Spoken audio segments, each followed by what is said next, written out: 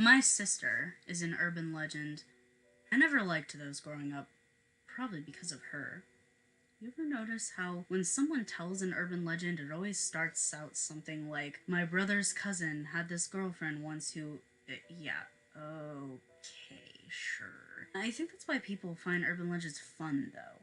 Nothing bad ever happens to someone you know personally, of course, but it's still someone connected to you in some way, a friend of a friend of a friend, that kind of thing. That makes it real enough to be fun, but not so real that it's horrifying or tragic.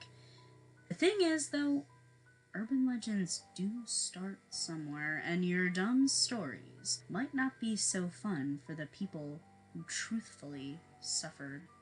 Most people don't even remember that I had an oldest sister, much less who my sister was. Her name was Michelle, but everyone called her Missy. She liked baking a lot. We used to make cupcakes together.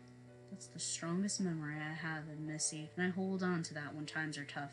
When people are talking, you know, that kind of thing, running their mouths without thinking. She always let me choose what color of sprinkles to use. Wasn't that nice? She was really, really kind to me. Missy was 12 years older than me. I was only 6 when she died. Missy had a best friend, you see, Ava. And Ava was nice to me too. When she came over, she and Missy would let me play with them, at least for a little bit. They never treated me like a nuisance. My memories of Ava are scarce, though, in my mind. I see flashes of black hair, and I can hear her laugh. She had a very distinct laugh, that kind that makes you happy just to hear. Anyway, Ava got sick when she was in high school. It was leukemia. Really sad. She was sick for a while, and then she died. I saw her once or twice in the hospital, but I can't really remember that much about the incident. I wasn't allowed to see her at the very end, though. Missy? Went to see her every day. The day Ava died, Missy promised to keep seeing her every day, no matter what, and she kept her promise. After Ava's death, Missy used to drive to the cemetery every day after school. It was her senior year of high school, and she should have been out partying with her friends, getting into all sorts of dumb trouble.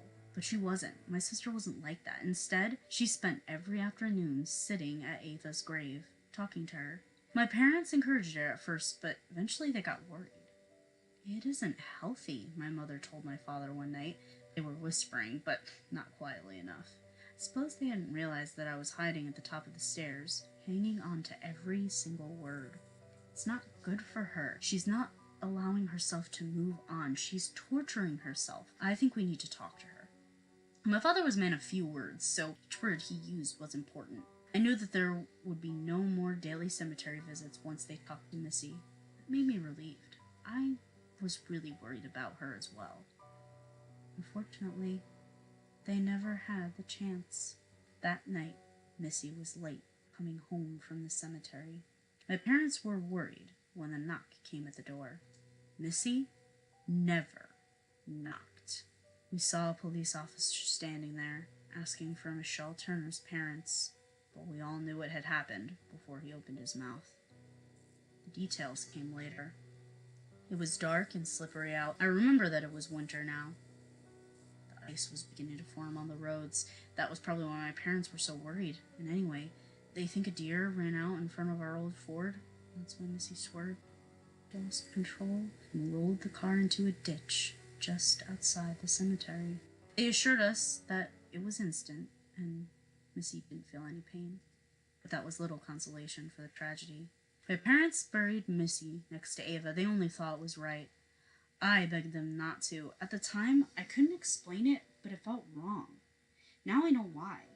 It's because I thought she should be buried with us when the time comes. My parents felt that this was what Missy would have wanted. Ava's family agreed, so that's where my sister was buried. No more discussion about it. Next to her best friend in Sandwood Cemetery. Perhaps that's why the legend started. A few years after her death, long enough that the town wasn't in mourning anymore, my family and I started hearing the stories about the 2 dead girls in Sandwood, how their mysterious deaths could never be explained. People came up with all sorts of crazy ideas. In some versions of the story, Ava and Missy were lovers torn apart by death only to be reunited in the afterlife. Yeah, what a joke. In others, Ava was jealous that Missy was still alive and ran her car off the road so they would be even. Which, that one is ridiculous and stupid. Missy and Ava loved each other as friends, that much I know.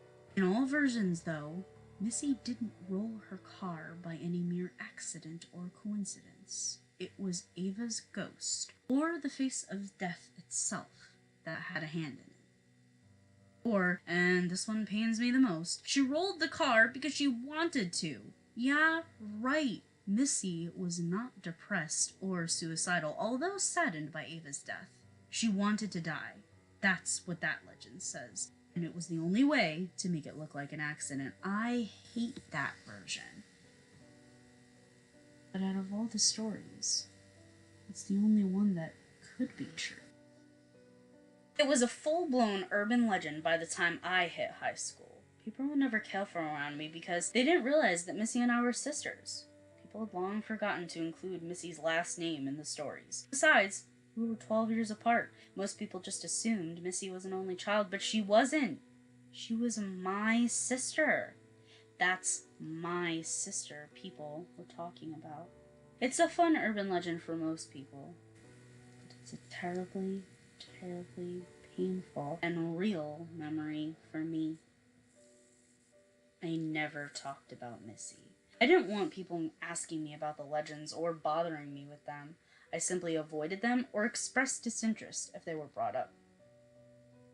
It was working pretty well until one day near the beginning of my senior year. A couple of my friends, Sarah, Tom, and Greg, wanted to go out to Sandwood one night, and they begged me to join. They say if you go out when the moon is full, you can hear the sound of the two girls laughing together, said Sarah. We were killing time in study hall, and I wanted nothing more than to escape that stupid conversation. I remember rolling my eyes at her. Really, why is it always a full moon? It doesn't even make any sense. Honestly, some people are so unoriginal.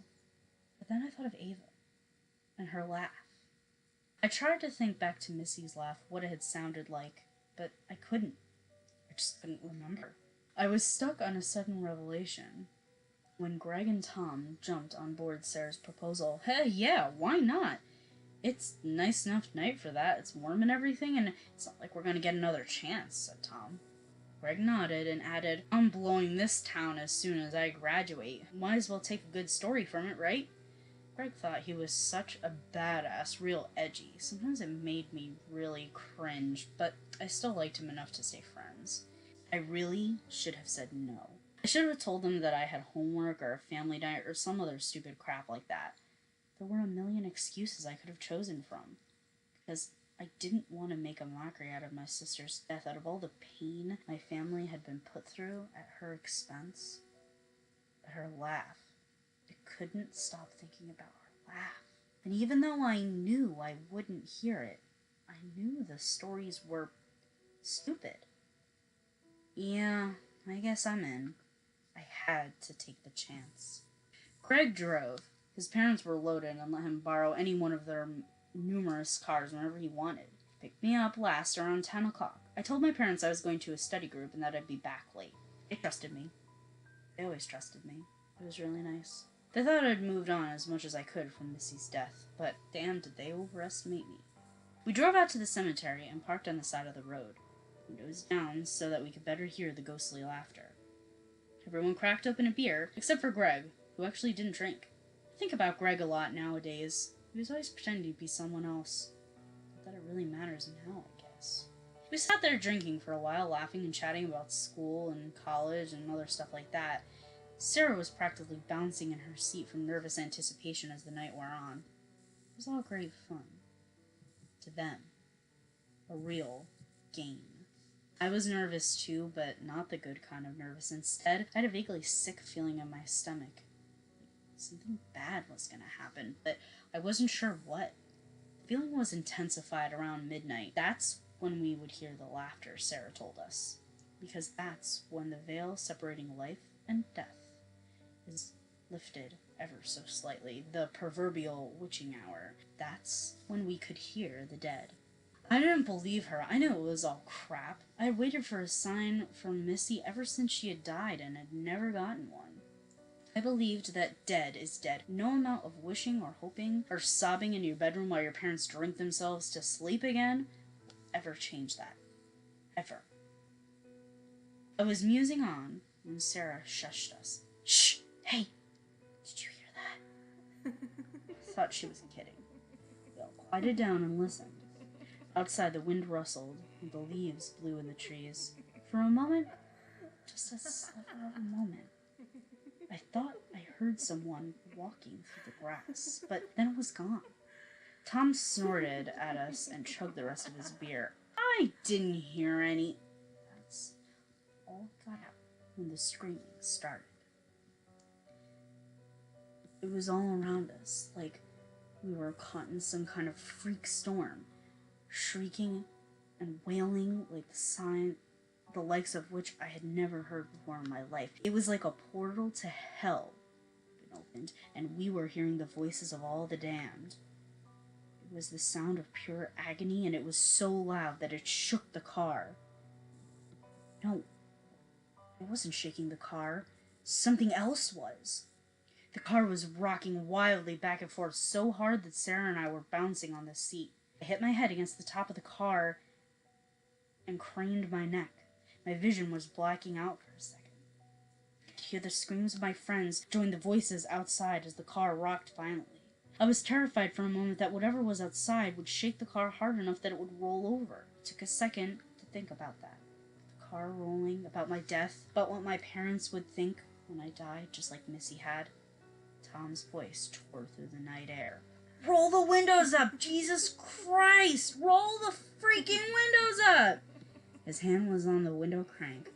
Just before I could even process what he said, I had the window up in seconds. Sarah, on the other hand, was curled up in a ball in the middle of the back seat, sobbing violently and rolling back and forth. I scrambled over to her and closed her window, trying desperately to hold my ground. The car was still rocking back and forth, back and forth. A few seconds later, the engine roared to life and screams outside increased in volume. For a moment, the shaking got worse and I was thrown to the car floor. Then Greg slammed on the gas and we shot into the night like a Powerball right out of hell. I know, cliche, but it's exactly how we felt. The shaking stopped. The screaming stopped. Everything stopped, except for Tom and Greg's swearing and Sarah's sobs. I sat in the back seat, stunned and terrified, listening to the night wind as we left the cemetery in the dust. Just before we turned onto the main road, just before we left the site of the cemetery for good, I could have sworn I heard someone calling my name. The voice of someone who had been dead 12 long years. That night ended our friendship. It seemed like a big deal at the time, but looking back, most high school friendships are doomed to fade into obscurity anyway. We would have drifted apart in college, so needless to say, even though it happened so suddenly, it wasn't really that hard to swallow. Maybe it was for the best. Our experience became part of the legends. We didn't hear stories about mysterious laughter anymore. Instead, we heard stories about screaming and shaking and hell. I chose not to listen. I didn't want to anymore. I just wanted it all to go away. But stories like that never really go away, do they? It's been many, many years since I graduated and left my hometown. Many years since I've been to the Sandwood Cemetery, put flowers on my sister's grave, praying and hoping that I would wake up and everything would be alright. I don't have nightmares about her anymore. Nothing in my dreams can be worse than what I've seen awake. It's the 13th anniversary of my sister's death this year. My parents want me to come home for a week. They want me to visit the cemetery with them. I know I should. I know it's important to them, and it's my duty to them as their other daughter. And yet, I find myself hesitating as the season draws to a close. The snow begins to fall, and ice covers the roads. I'm terrified of the day when I eventually return. I'm terrified of hearing my name whispered once again in the cold stillness of the cemetery, beckoning me on a glance, beckoning me to glance Perhaps it's what's on the other side.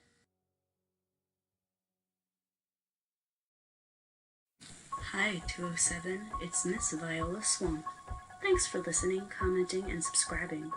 Go check out my Facebook page and leave suggestions for stories you want to hear. I hope to see you in class next time.